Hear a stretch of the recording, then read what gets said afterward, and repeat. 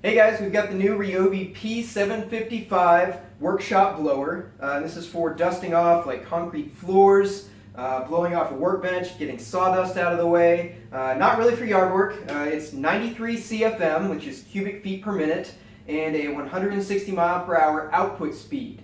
So lots of other manufacturers make ones almost exactly like this. I know Milwaukee makes it, DeWalt makes one, Makita makes one, and I think Bosch just announced one. So they're all pretty much the same specs, around 160 to 180 miles per hour, and then around 90 to 100 CFM for most of them. So it's going to be little tweaks here and there, but they're pretty much the same tool. Alright, so let's take a closer look at this thing, and then I'll do some demos outside on grass clippings, inside sweeping my garage floor, and then clearing out my shed.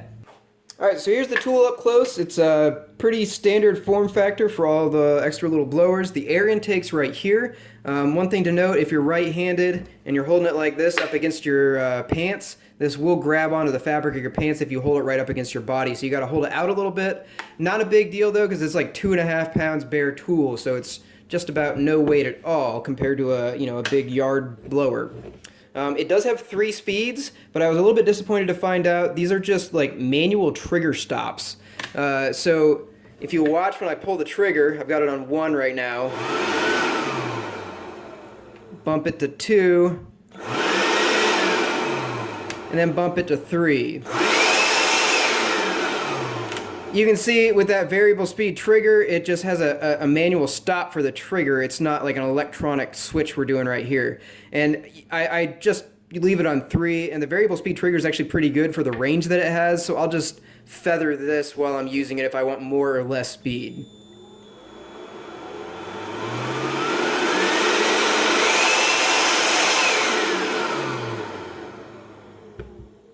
And this turns, I think, up to 19,800 RPM, and I think it's down to like 5,700 RPM for the low end of things. So it's got quite the range on it if you just want to dust a little bit out. And it's actually good for corners. If you don't want to just have dust going everywhere and you want to get into a corner, you just put it on low and it kind of generally moves everything out of the corner, and then you can kick it up to a higher speed. The motor's over here, pretty standard layout. There is no trigger lock on. I kind of wish there was, but for a workshop blower like this one, it's not as critical as a yard outdoor power equipment blower where you really need a trigger lock on. Although I think most of the competition in these little workshop blowers has a trigger lock on. The nozzle up front here is like a squishy rubber material. You can see it deflects and bends, so it's not going to get banged up or cracked. And then to pull it off, it's got just a little locking channel here and a harder plastic ring with 2 little detents here in the front. And they just kind of slide on there and then turn to lock it down. There you go, you can kind of hear it click. So that's pretty much all there is for the features of this thing. It takes any OnePlus 18-volt battery. I've got a 1.3 amp hour in here right now. I already did a runtime test with the 4 amp hour P108 battery, and with the 4 amp hour battery, it got like 15.5 minutes. In the last 2 minutes, I could hear it starting to lose power. So with this one, you're probably not going to get much more than 5 minutes, if that. You might not even get a quite full 5 minutes out of the 1.3 amp hour battery. Alright, so first let's go see how it does cleaning off my workbench and then my garage floor.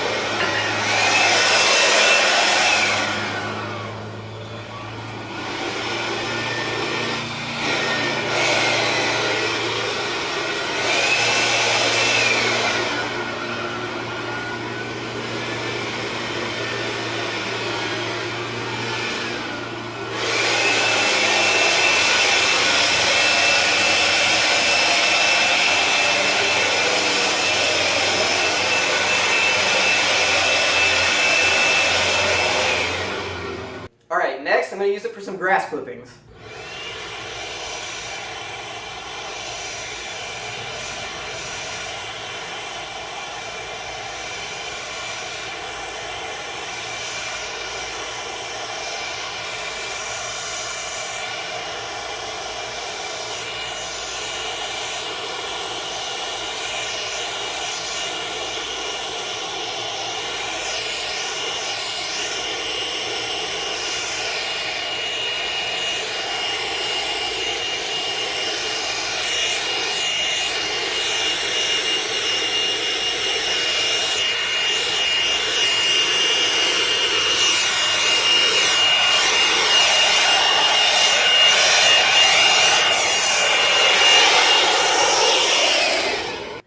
Now I'm going to use it to clean out my shed.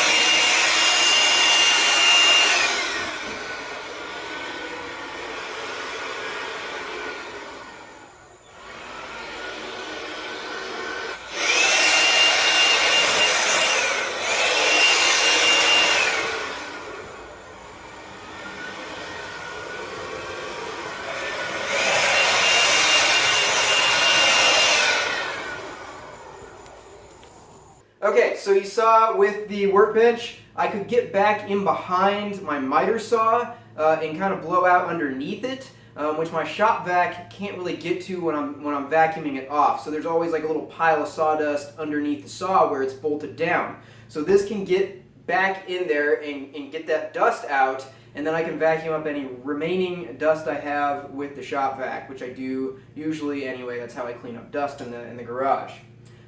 This is much better than a shop vac for cleaning a floor because it sweeps everything to one spot. It takes a lot of time to go over all of that area with a little floor attachment for a shop vac. This is excellent for sweeping out the garage floor and no longer have to use a broom to do that. Outside, I think I'm going to stick with my leaf blower if I want to go all the way to the shed and get it out. If I'm just doing the front yard and I have a little bit of debris, a little bit of grass on the driveway, then yeah, I might come in the garage and grab this and go out and clean it instead of walking all the way to the backyard for the leaf blower. So overall, I think I'm pretty happy with this tool. It does come in at about half the price point of the rest of the competition. I just wish it had a few little extra attachments, and that would make it a no-brainer in my opinion. As it is, it's a little bit hard to sweep floors with this thing because you got to bend over a little bit, and I'm a short guy, so if you're really tall, this is going to be really annoying to use if that's what you're looking to use it for. Alright, so if you've got a big backpack blower or something like that for outside use and it's kind of bulky and you don't really want to use it in a garage or something, this is a great complement to a big outdoors OPE blower. If you don't own an outdoor blower for doing yard work, you might not want to go with this because Ryobi has some other 18-volt blowers that are a lot more powerful than this one, not nearly as compact, but they'll be a little bit more versatile than this one is. This one's just pretty much for indoor use. So overall, for 50 bucks, I think this is a good value. It's close to half the cost of a lot of the competition's same pretty much exact blower. So I think Ryobi really hit their price point. I would like to see a few more accessories included with this kit. Even if they bumped it by 10 more bucks, I would love to see an extension wand and maybe a compact little nozzle on it for really getting in crevices, things like that. That would have been really nice to have with this, and they didn't include it. So maybe just a few more little extra bonuses for $5 or $10 more in the price point would have been a perfect compromise for this one versus the other competition. So hopefully this review was helpful. Let me know if you have any questions in the comments section below, and once again, don't forget to subscribe.